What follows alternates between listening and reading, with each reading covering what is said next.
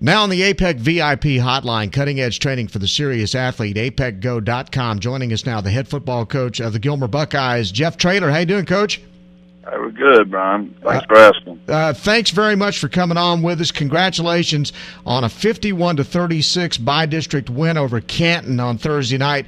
And looking at the score, it would look like it was a somewhat close game, but you guys ran away with this thing. Yeah, we did. We didn't play real well, honestly. We've done some things we haven't done all year. We just put the ball on the ground. My backs have been really good all year. Hadn't played like sophomores much of the year at all, but they looked like sophomores last night. We put it on the ground 5 times, and I think Canton recovered 3 of them. So, just didn't get it done. We won. We're happy about that. And, Canton played hard. And, I'm not trying to take anything away from them, but we just didn't play very well. Well, it's nice to be able to say you didn't play very well and win a ball game like you did, just kind of blowing them out. Well, when you've got good players, that helps. But, we're pretty disappointed in our performance. But I've also done this long enough, Brian. I'd rather win ugly than lose pretty. And I'd say we won ugly would be the best way to describe us last night. Did you feel that way about the way your team played in the first half? Because at that point, it looked like you were going to just blow this thing wide open. It was 36-14 at halftime. Yeah, we'd already put it on the ground 3 times by then, and lost 2 of them inside the red zone. It's just, I don't know. If I knew that, if every coach could figure that out, we'd all be probably millionaires. But who knows what that is about kids? Obviously, I'm the coach, so it's my responsibility, and we got to do a better job of taking care of the football.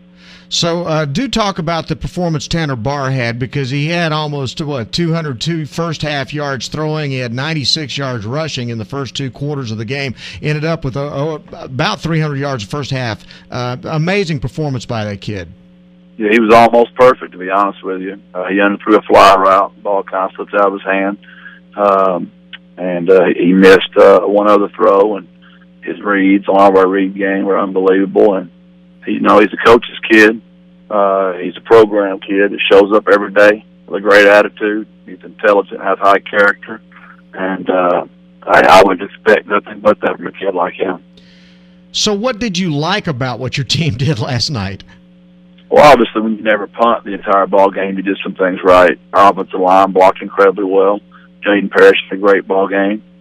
Slade Morris played very well. Trey Washington. So you have to be careful whenever you categorize your team as not playing well. It usually means 4 or 5 kids didn't get their jobs done as well as usual, and the rest of them probably played pretty well. I hadn't had a chance to grade it all yet. We're still in the middle of grading it. Been in a couple of meetings this morning, so I'm about halfway through it. We won the ball game, and Canton's a good football team, so I'm just disappointed. We had more penalties than we usually do. It's just hard to win playoff games with turnovers and penalties, and we did both those things last night, which is not like us. I saw the first half of the ball game last night, and you guys did a pretty good job of beating up the Canton quarterback last night. Well, Josh got a good shot on him. He's a fantastic kid and a great football player as well.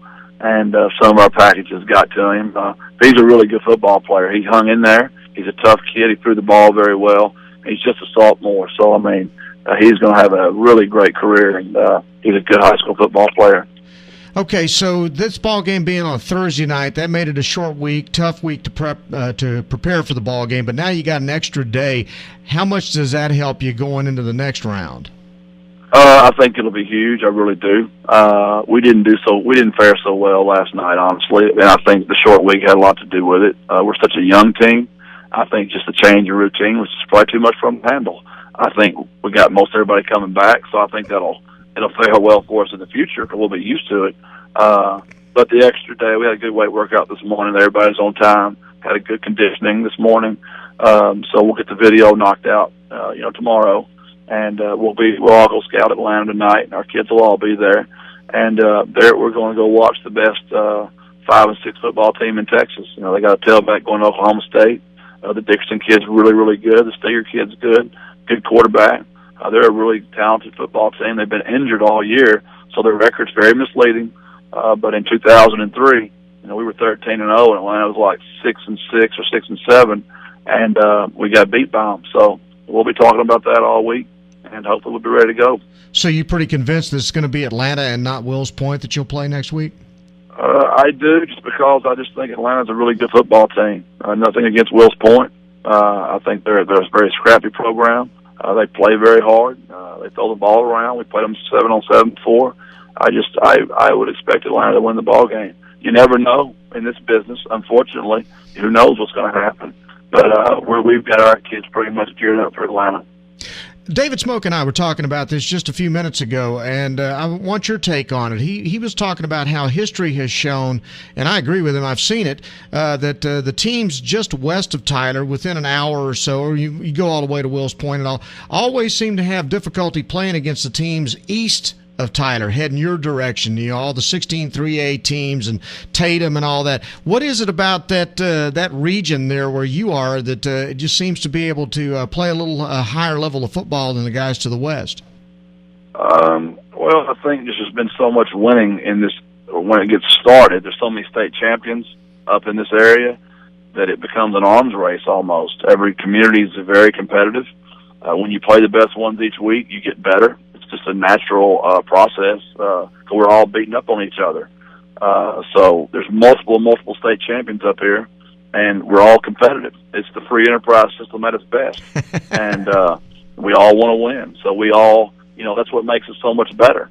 That's just what I feel like it is. I mean, you look at this in this area.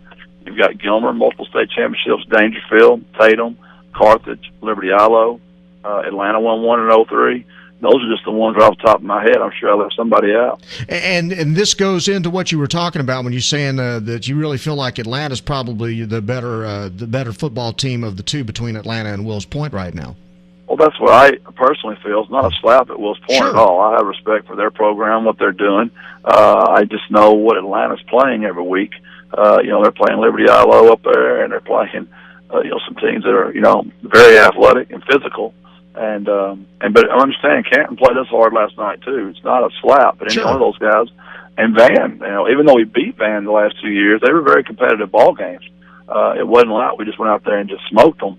It was just we're just really used to playing in a bunch of really tough, close ball games, which helps you in the playoffs, Brian, because it's almost like playoff games in your regular season. Oh, week after week, it's a gauntlet. There's no question. Okay, the last thing is, do you as a coach, I know you don't like it when your team doesn't perform up to their potential like you say they did last night, but is it easier for you to get them ready for a ball game this coming week, second round of the playoffs, when you've got a lot of teachable things to show them on film and you can kind of get their attention rather than had they gone out there and won 51-36 and not laid the ball on the ground a lot? There's no doubt, just because if you've got your own children, especially teenage boys, if somebody tells them how good they are all week, you can almost just bet they're not going to be worth a hoot the next week. And, and deservedly so. Our kids were bragged on tremendously by media last week, by our community. And, to use a term from one of my grandmothers that told me about one of her grandchildren, our kids are smelling themselves a little too much right now. And, and what we put out there last night didn't smell so good. So hopefully we'll play better this Friday, or our season will end. And whether it's Wills Point or Atlanta, we'll be done if we turn the ball over 4 times again Friday.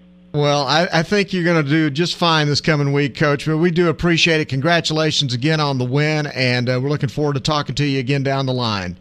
As always, thank y'all very much. You bet, Coach. Jeff Traylor, the head football coach of the Gilmer Buckeyes, moving to the second round of the Class 3A playoffs on Brian Houston Sports Radio Live on 99.3 Talk FM.